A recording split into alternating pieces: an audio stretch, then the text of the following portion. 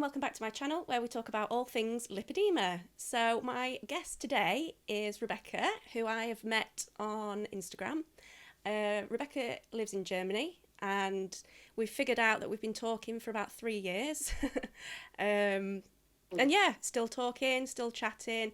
And today we are talking about lymphedema and lipedema. So hello Rebecca, how are you? Oh, yeah, I'm fine. Thank you so much for having me. Yeah, no, thank you for coming on and doing this because lymphedema Yeah, is sure. something that I don't have, but I also don't have any experience with lymphedema. So you are talking to somebody that knows very little. um, so I really That's all right. appreciate you coming on and speaking about it. So yeah, Yeah. I guess it'd be good to start about how you got your diagnosis for both lipedema and lymphedema. Mm. And also, it'd be interesting to know, is there any symptoms that are the same and any symptoms that are different for lymphedema and lipedema? All right. So I was diagnosed 3 years ago. And at first, I was actually diagnosed with the lymphedema because of my feet, because I could barely walk at one point. I could only wear like flip-flops, very soft sneakers, because my feet would swell up that much that I would have blisters everywhere, all over my feet. And the lipedema diagnosis came in afterwards with the same doctor's visit, but still she first said, oh yeah, that's lymphedema, and it is caused by the lipedema. So basically it's like the lipedema fat tissue, it's so hardened and so big that it's kind of pressuring the lymph system. So the lymph fluids, they cannot move up back again. So that's one of the first signs or symptoms of lymphedema, that your body is not able to get the fluids out of your feet and up. So it basically starts with the feet mostly. One of the signs is it's only like the back of the feet and the sides, but it's not the toes. The toes, they are just normal as always. Mm-hmm. So that was the first thing. And then it was the lipedema, was diagnosed second.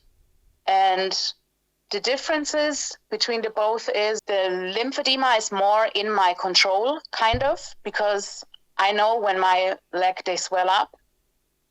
And I know that, now I have to put them up for 1 hour and it will be a little bit better. Or I have to wear my compression, and then I can see after 1 or 2 days, I can see, the fluid is going back.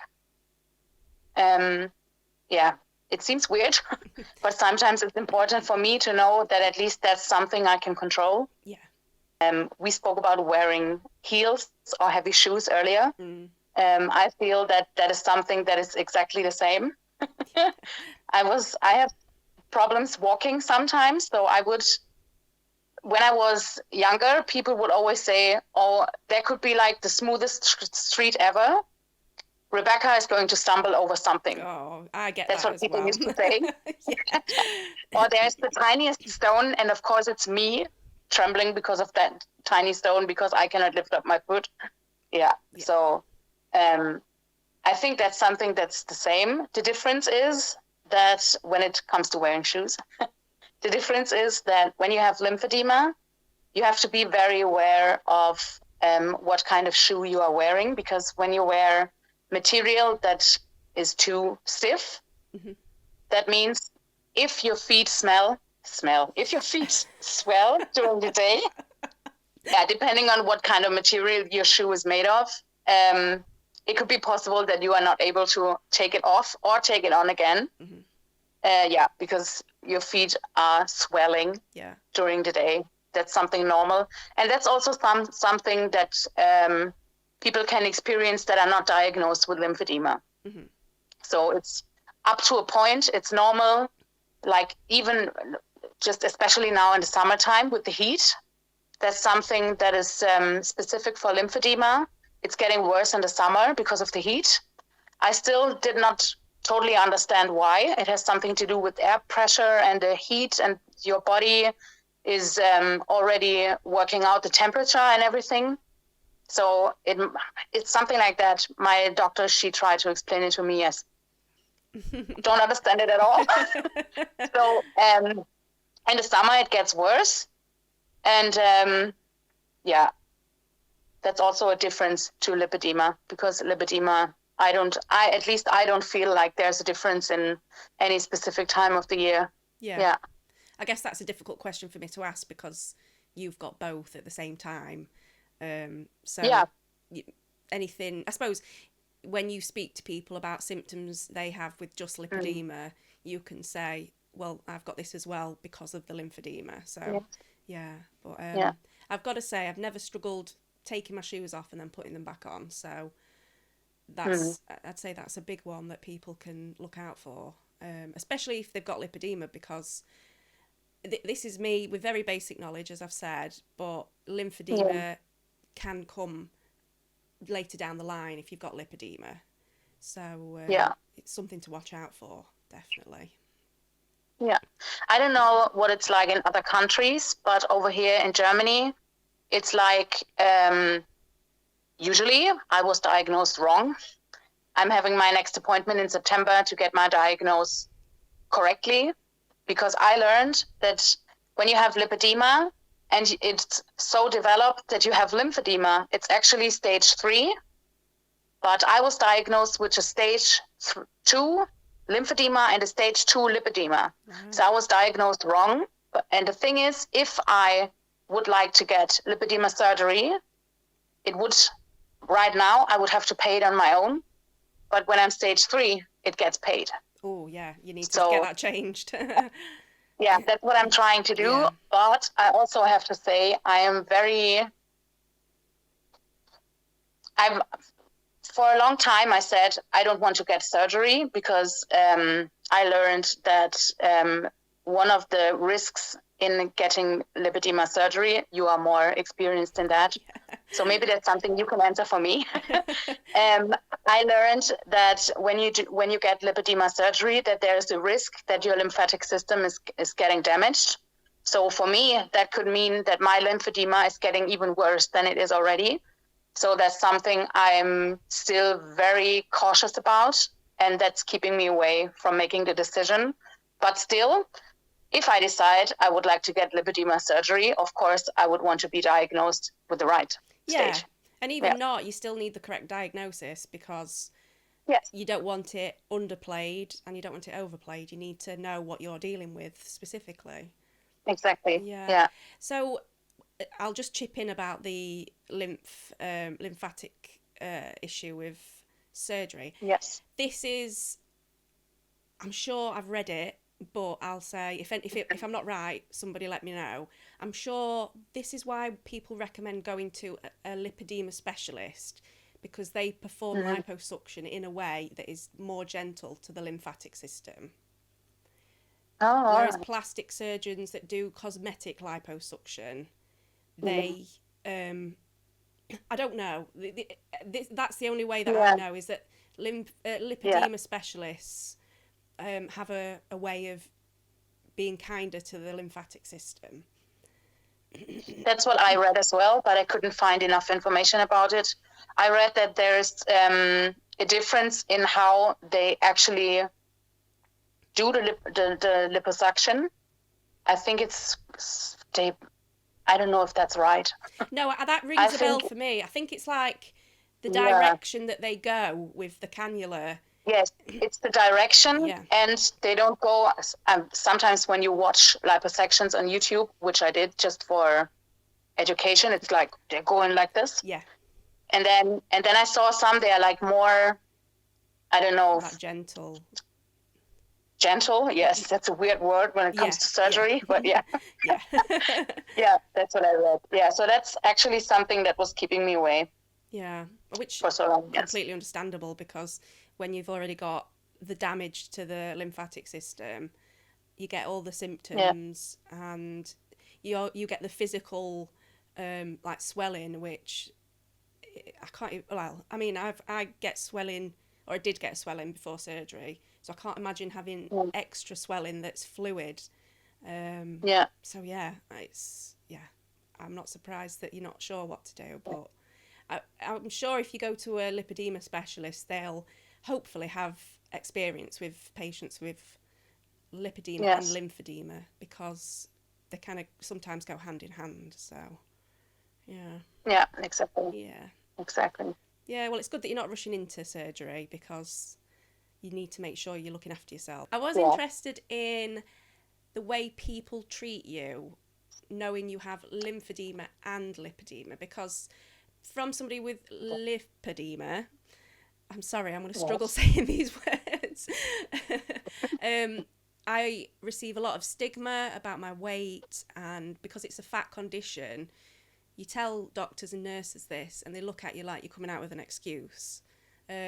Obviously with lipedema, you have the diet and exercise assumption that you can just exercise it away, whereas with the lymphedema, it doesn't come with that. I don't know what the word is. Yeah, I suppose like that stigma. It's not connected to weight as such, is it? I know lymphedema is also associated with cancer as well, so there's a lot more understanding about lymphedema. So yeah, I just wondered if you had any experience with knowledge from people for lipedema and lymphedema. Yeah, I feel like people accept the lymphedema way more than they do with the lipedema. And I remember when I was diagnosed and I told friends about it and we spoke about it, most of them were like, oh, so your legs, they swell up. Also, it hurts. Oh, and you can like pressure little holes into it and they stay for a while and everything. They were fascinated about that part, weirdly. And but it was way easier to talk to them about that kind of pain and what it means like to have it with putting the shoes on, walking long distances, getting blisters whenever I wear shoes. There's not even, I didn't even wear them in a wrong way. I'm just wearing them. Yeah. So it was kind of way easier to like explain that than explain to them, oh, and I have lymphedema because of the lipedema. And then they were like, okay, so you need to diet and you need to lose weight. Yeah. And I was like, no, that's not the thing. And even if I would try, maybe it would be able to a certain point. I would be able to do it. But that's one of the differences that comes with the lymphedema. I'm not able to do some of the sports because of the shoes, because of walking and everything. That's a really hard way for me. So if I want to do movement, which I do not do for weight loss, just because I want to move my body, I mostly do it at home because I don't have to wear shoes. That's a good point. That was one of the things. Yeah. And I feel that, I don't know why, yes, but like I said before, I feel like with the lymphedema, it was easier to tell people my struggle and the difficulties I have with it, because it was kind of more acceptable because it was not my fault. Yeah. Because people still assume when you're fat that being fat is in your control. Yeah. Yes. And then when they started asking also, why do you have lymphedema? Is it treatable? Is there a cure? And I told them, no, it's chronic because, the lipedema, it pressures on the lymphatic system. So the lymph fluids, they cannot get through anymore. They were like, oh, so you got the lymphedema because you're too fat because of the lipedema. And that was something they were like, I think they still struggle to understand until today. Yeah. And I feel like when I talk to people that don't know me about the lymphedema and the lipedema, it's also the same thing, that the lymphedema symptoms and the lymphedema difficulties are way more accepted than telling them, oh, I don't know, I cannot sit in this cafe with you because the chairs are really painful for my thighs. It's more like then I feel that a lot of them, they are still like, okay, yeah, being fat, that's your thing, that's your own fault. But it's so bad that you have lymphedema. I feel so sorry for you. Yeah. That's a big difference I see. Yeah. And the link with cancer, it's like I tried to look that up. I still didn't really understand it as well. But as far as I got it, it has something to do with cancer treatment. Like when you get, I think it's called radiation in English. Yeah, and chemotherapy, I think. Yes. I should have looked into it. I think it's definitely to do with the treatment, and that's how the treatment impacts the body and the lymphatic system. The knots, yes, also the lymph nodes. That's why you can see a lot of people having one-sided lymphedema. That's the secondary type. Means it's the one that either comes from cancer treatment or lipedema, but there's also the, what is it called? I know the German word for it.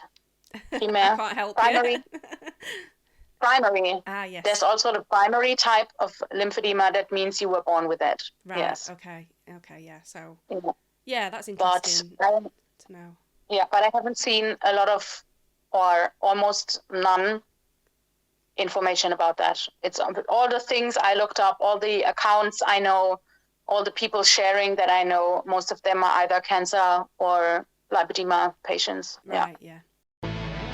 So it'd be really interesting to learn about the self-care that is involved with the lymphedema, because I believe there are differences. I know you've mentioned wrapping, binding your legs with bandages, which is something I don't do with lipedema. I'd say just wear compression, but yeah, so it'd be really interesting to know the extra stuff you have to do.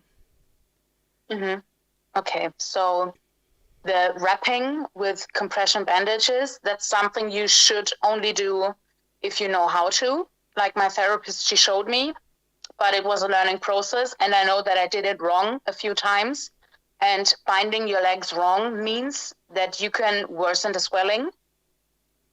Because something that you are being told when you're being diagnosed is that you shouldn't wear tight clothing, like leggings or socks, like tight socks. Yeah. I had to cut off the, what is it called? The elastic. The band? Yes, the elastic. Yeah. I had to cut off the elastics from all of my socks before I got compression wear, because now I only wear my compression stockings. Yeah. I don't know when was the last time when I put on a proper normal pair of socks. Yeah. I really don't remember. But that's also because I noticed myself that when I wear them, it gets worse. So yeah, that's kind of self-management. Then the wrapping, it can help sometimes. Like when you wore off a pair of your stockings and you are waiting to get the next ones. I get prescriptions for it. Good. But it's a wild thing because you do get prescriptions, but you still have to ask your health insurance if they pay for it. Right. So that also takes another few weeks. Yeah. So sometimes I have to help out myself with the wrapping. By now I can do it. So that's one kind of self-management. Then what you can do is when you moisturize your legs with like, what is it called? Body milk or something, a cream, lotion, that you don't just do like this. Okay. You do like this. Gentle. With a small pressure. Yeah. So when you do it like this, you can already like start a little bit of lymphatic drainage by yourself. Yeah. So that's something that I learned. Something else is whenever you sit, like the way I'm sitting now, it looks this weird because I'm sitting on my sofa with my legs up. Yeah. So I'm sitting like this, not like this. Because when you sit like this is your thigh, this is your lower leg. When you sit like this, it means over here, the lymphatic fluids, they are not able to get past here. Right. So it's like cutting So it they off. stay down here. Yeah, it's kind of like cutting it off, exactly. So that's something very important about self-management. Whenever you are able to put your legs up, put them up. Okay, that's good. Like sometimes when I have meetings at work and I know it's not too formal, I ask the people in the room if it's fine that I have a second chair to put up my feet. And I try to explain them, yeah, it's just so that I don't get swollen feet at night. That's something you can do. Dry brushing as well, which I learned from you. Oh, right. Dry brushing as well, yeah. Can also help. And a quick relief, what I learned at night after a long day for me is to just lie down on the floor and put your legs up straight in a 90 degree, just for like 10, 15 minutes. Best thing to do. Yeah. Yeah, that's something you can do. Then if you don't want to go swimming, something you can do is just like pop in up to your knees and just do a little walking in the water. Yeah. Because maybe some of you experience that as well. When you go swimming, after like 10, 15 minutes, you need to go to the loo. Yeah. Yeah. That's actually lymphatic fluid. Okay, bro. Because of the water pressure. Mm-hmm. And it's enough pressure to kind of help the lymphatic system to get the fluids out of your system. Right, so that's actually what it does. Also at the lymphatic drainage, it's like getting the fluids out of your legs into your liver. It gets filtered. No, not the liver, the kidney. I'm sorry. Yeah. And the kidney, it gets filtered. And then immediately afterwards, seriously, I have 1 hour lymphatic drainage. And every time I don't even make it back home. It's a 5 minutes walk. And sometimes I'm like, okay, I need to go to the loo right here. Because it instantly starts. So that's something you can also do. If you don't want to go swimming, at least go for a little water walk. Yeah. Something you have to be aware of is if you shave your legs or if you have mosquito bites, that you try to, when you shave, when you cut yourself, that you try to be very aware of the injury. Yeah. So try to keep it clean. Maintain is the wrong word. Manage it. Yeah. Like put some cream on it maybe. Take care that it's not getting bigger. Try not to scratch, stuff like that. Because when you have lymphedema, the risk that you're getting infections, especially skin infections, is even higher than usually. Yeah. And having lympoedema means with the lipedema, you already have an inflammation. With the lymphedema, you have another inflammation. So now getting another inflammation on your skin, it's like... Yeah. Yeah, because I mentioned that I have, not recently, but in the past, I've had issues with cellulitis. It's always been on my legs and my feet, actually, but never my upper body. So I guess that's something that, but like you say, when you've got lipedema and lymphedema, then your chances of that happening is double, triple. Yeah, exactly. Yeah. So that's also something. And try to stay away from warm places, like sauna. Is it called sauna in English? Yes, I think it is. Yeah. Sauna, yes. Yeah, like spa treatments, whenever there's warm things included, warm wrappings, sauna, as I mentioned. There's something, I also don't know the English word. We have like thermal bathings around here. It's like a thermal swimming pool thing. Similar for us, like thermal swimming pools, yeah. So it's also thermal, okay. Yeah. And sometimes it's fine. It depends on how high the temperature is of the water. So sometimes that's okay-ish. Yeah, that's also something you can do. And the most important thing is try to wear clothes you're comfortable in that do not like, what's the English word? Like dig into your skin. They do not cut in. Yeah. Yes, exactly. Yeah. Yeah, because it can cause the swelling even more. And something that I sometimes experience, but only in the summertime, as I mentioned before, it gets worse during the summer, is that it starts in my hands. Okay. I notice that my hands swell up, my fingers especially. Sometimes when I go for walks with my partner, we go like for 1 or 1.5 hours walk. And sometimes I notice that my fingers start getting tingly and they start swelling up. So I walk like this. Okay, yeah. And it must look really funny, me walking around like this. Yeah, that's also something I experience, but it just started recently, like 2 or 3 years ago. Yeah, and it never goes up further. Okay. But yeah, that's something that is new by now, so I have to keep an eye on that. Yeah. I don't know if it's like, if that means that it's starting in the arms as well, or if that's just something that comes with it. I don't know.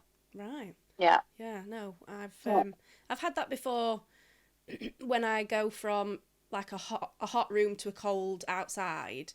But yeah, not something that I experience a lot of. So yeah, I suppose that's something I didn't know you get. But yeah, it's a lot, isn't it? Having to deal with just, two types of conditions that affect your body and affect your mobility and affect your skin, and it's just, it must take its toll on you sometimes. Yeah, it does, especially in the summer. It's a bit more complicated for me. Like, I don't know how you handle it with a compression by now, but I have compression class 2, but I only wear stockings up to my knees. Okay. I'm supposed to wear the capri trousers, but I cannot wear them because in the summer I need to go to the toilet at least 10 times a day because of my lymphedema. So I cannot take it off and on all the time, especially at work, because it takes me like 10 minutes every time. Yeah. I even got the ones with the little hooks and everything, but it still takes too long for me to take it on and take it off. They're not quick, the hooks. A zip is good, but no, I was the same. Exactly. Now that I'm not working, I'm wearing my compression as much as I can. It's something like, some days I'm like, I can't be bothered to go to the toilet again. I can't be bothered. Yeah. Because it's something that you're constantly doing. So I imagine with lymphedema, it's even worse. Yeah. So, I'm glad you've mentioned that, actually, because that's something that it really bothers me, especially after surgery, because you've got the excess swelling.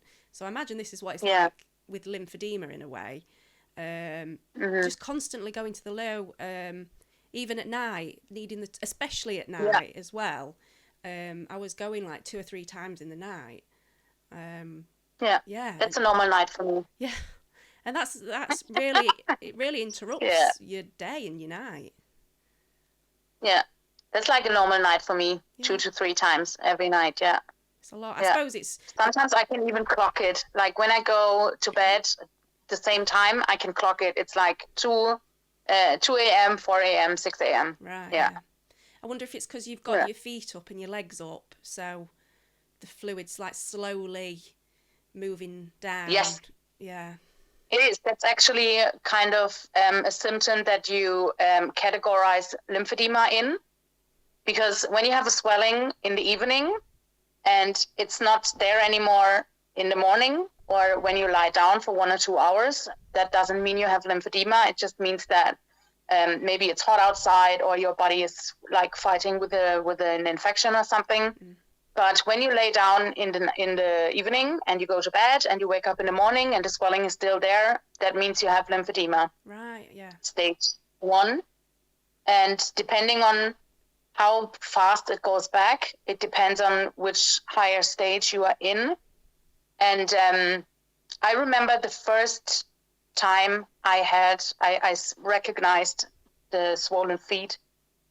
That must have been like mid-20s, 10, 15 years ago. And I remember it weirdly seeing it as a funny thing. Like, oh, my legs are skinnier in the morning, way, something like that. Yeah. And yeah, and then when I noticed, okay, and now the pain is coming in, and the skin, it feels thicker and it's hardening and everything. That was like the not fun part, but it's actually something that is getting better overnight. Sometimes I'm kind of, I can't even wait to go to sleep because I know I will put my feet up and it will be better. Yeah. Yeah. Having a chronic condition, we kind of learn to live with levels of pain, learn to sit in seats that cause us discomfort, learn to accommodate going to the toilet all the time. So yeah, exactly. Yeah. That was also something when I was diagnosed, the doctor, she asked me, do you experience pain when you walk the stairs? Or are there situations where you experience more pain than you think other people do, and stuff like that? And I was confused at first. And then after that, she was like, okay, we are going to do a second appointment and you will just try to like keep track of it and watch it. And then I noticed that, and I even spoke to my female friends and asked them, and I was baffled with their answers because a lot of them said, oh no, for me, it doesn't pain if I sit in a tight chair. It pains a little bit, but not for hours. Yeah. And I don't get, what is it called? Hematomas? Bruises, yeah, I don't get bruises. I don't get bruises from sitting. I don't get bruises from kneeling down. Yeah. I don't get bruises from, I don't know, walking past something. And that's when I noticed that actually when I have bad lipedema days, I cannot lay down on the sides. When I lay down on the side like this, it's like max 10-15 minutes, and then I have to switch because my thighs start paining. In the area where I'm lying down on. Yeah. So that was something that I didn't notice before. So for me, sometimes it's hard when people ask me, oh yeah, do you think the pains you have during the day, it's worse than a normal person? Because I don't know what normal person pain is. Yeah. Because when I look back, and what I learned is that my lipedema must have started when I was like 15, 16 years old, which now is 22 years ago. Yeah. So that means I'm living with it since 22 years. And it was kind of normal for me up to a point because you know what society is like. Oh, you're big, you're fat, so just move more, eat less. Yeah. So I always thought it's my fault that I'm experiencing this pain and it's something I have to live with. Yeah. And I didn't even know that it is a condition. So I thought it's normal things that I'm experiencing. I thought it's normal when I have to catch a bus and I walk faster that my legs pain, that they are so painful when I finally sit down that I thought it's normal that I have days where I can barely lift up my legs. Yeah. So I thought everyone has it. Yeah. Until I was diagnosed and started my Instagram, found people like you and who experienced the same thing. That's actually where I started to understand, okay, that was not normal. And it's going back years and years and years. Yeah. And how did no one ever notice? I know. It's true. But also at the same time, if we'd have gone to our doctor and said, I have done this, my body's not responding to diets I'm doing, my legs are fizzy and they feel funny, they feel heavy, they'd have just said it's because you're overweight. They wouldn't have gone, actually, this could be a condition you've got. So it's like until lipedema especially is more well known of, we're in a vicious circle, and the only way that people are going to learn about it is through people like us, where we're sharing about it. Yeah, exactly. Yeah. I don't understand how doctors are not trained enough to know about lipedema and lymphedema. Yeah. And I remember having a very funny meeting with a cardiologist, actually. I had to go there in, I think it was 21, because the doctor who diagnosed my lipedema, like, oh, you have to do weight. You have to lose weight. How about weight loss surgery? And luckily, I was already a little bit aware of the damages weight loss surgery can do. But I thought, okay, let's just go there and see what they have to talk about and what they offer. And actually, the first thing they did was they give you a paper with all of the doctors you have to see. So they check your lungs. If you have problems breathing at night, you need to go to a cardiologist to check your heart and everything. So you have a lot of things to go to, like diabetes specialists and everything. They check the way you prep your meals and everything. And I had to go to the cardiologist, and I was there, and I remember him making an ultrasound of my heart. Have you ever had that done? Yes, yeah. You remember the little table you need to be on, and then there's that hole where like you press through, and they're doing the ultrasound and everything. And I was laying there like this, and he checked my heart, and he was like, okay, what are you here for again? And then I said, yeah, I'm just doing the checkup because my doctor told me to go to weight loss surgery, which I don't think is necessary, but I thought, let's just go with the things. Why not? So I have like a proper checkup. And he was like, well, your heart is the healthiest it could be. Yeah. It's a very beautiful heart. And then he was like, wait a minute. You said it's for weight loss surgery. And then I said, yes. And he opened my file and he was like, but you have lipedema. So what is the use of doing a weight loss surgery? That's total nonsense. Yeah. And I was like, it was the first time I've actually been at a doctor's and somebody knew about it, understood what it was about, and also understood what it means to have it. Yeah. Yeah. That was really something that was like, okay, I want you as my doctor for everything. Yeah. I was actually sad that I never needed a cardiologist afterwards.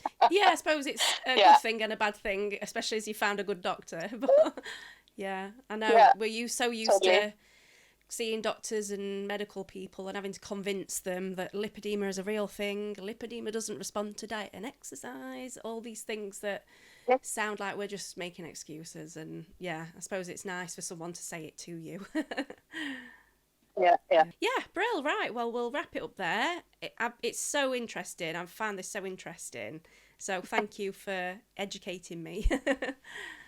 Sure, thank you. Yeah, because I felt a bit, I suppose, embarrassed that I didn't know more about it, because I know that it's connected to lipedema. So I'm so pleased that we've spoke about it. And yeah, it's good to know what to look out for, because it could happen to any of us, really. Lymphedema. Yeah. Yes. Brill. Right. But well, I want to say thank you to you as well, because like I said before, you were one of the people who educated me actually about what it's like having lipedema and what you can do and what like are the things you need to look out and like self-management and everything. Most of the things I know now, I know them from you and Zoe actually. Yes, yeah. Zoe's great. And also Carol. Yeah, so these are like, you three are the people who kind of were my teachers when it came to learning about lipedema. Yeah, so thank you. Yeah, no problem. I'm glad that we've been useful.